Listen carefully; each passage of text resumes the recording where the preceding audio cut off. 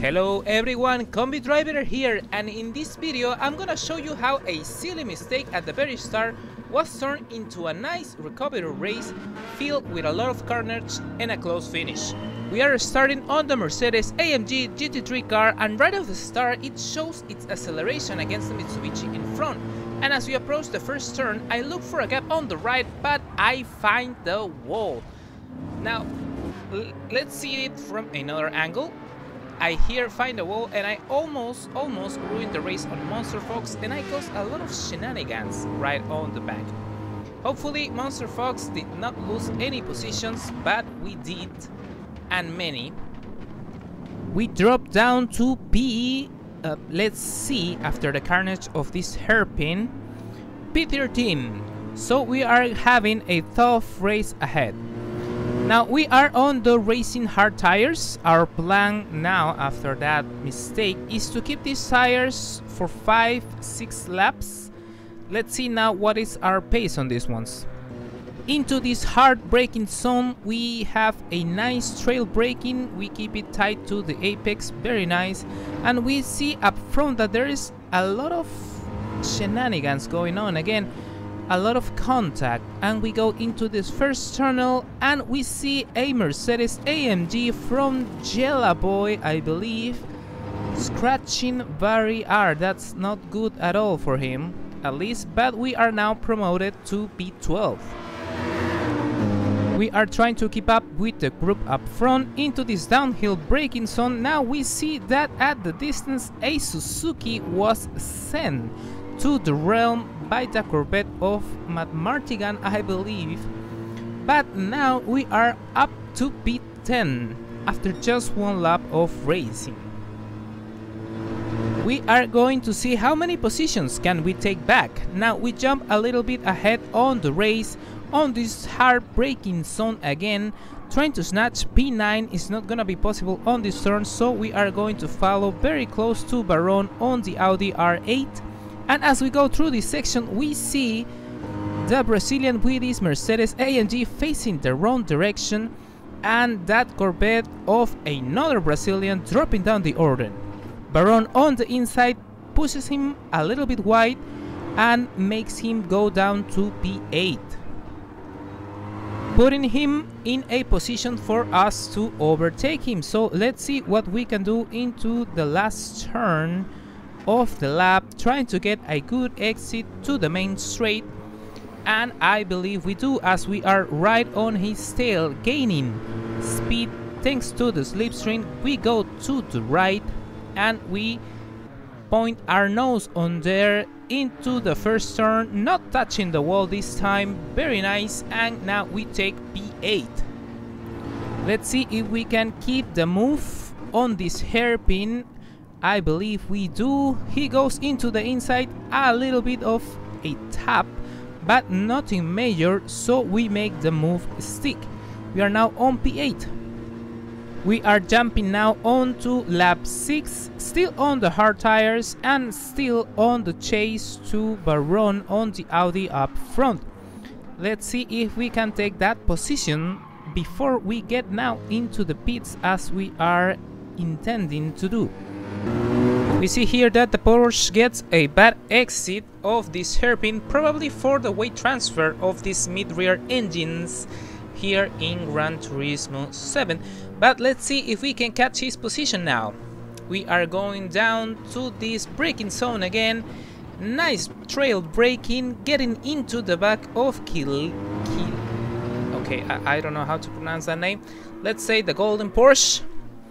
And we are now on the chase, trying to see if we can capture that position, but we are also under pressure from the McLaren behind.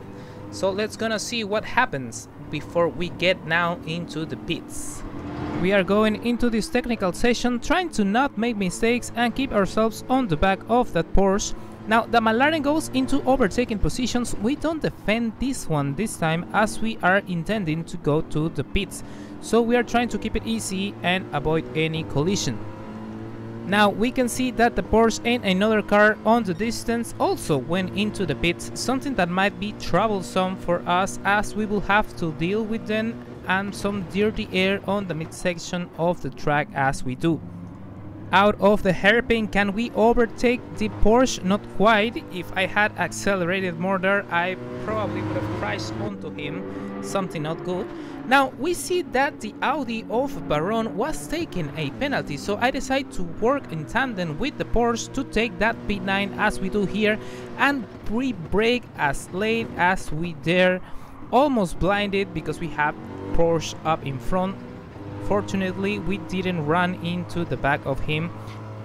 But now our goal is to overtake this Porsche as fast as we can. However, in this middle section is something hard to do because you have turn after turn and not so much space, and unless he makes a mistake, which he doesn't here, we are going to have to keep ourselves right upon his tail and also resist the pressure from the Audi behind.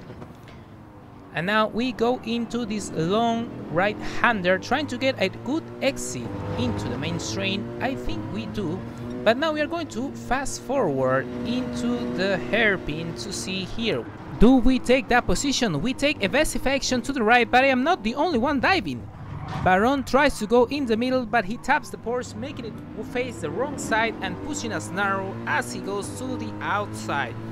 Very aggressive and controversial move by the Audi.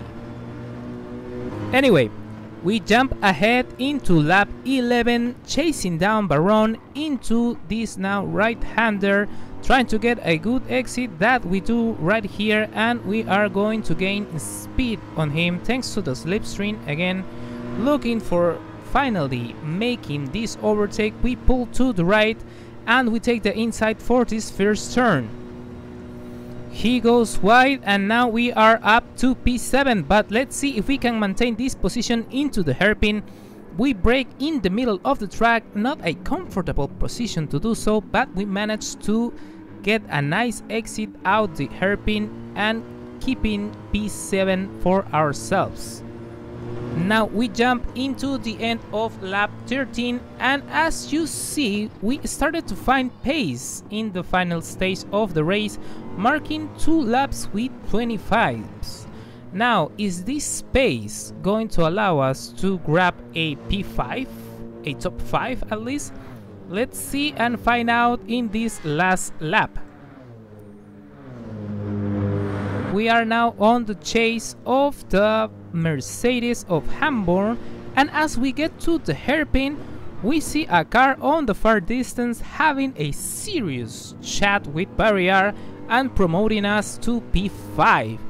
But now that we have the Mercedes on site, can we think of a possibly P4? Let's see if we can get closer down this braking zone. We tuck into the slipstream into the hard braking zone for the last time, getting closer and closer, but getting too excited on the acceleration and also the medium tires starting to giving up. We tap the wall and we lose a couple of tenths. But now let's try to nail this middle section to see if we can make a final move at the last turn.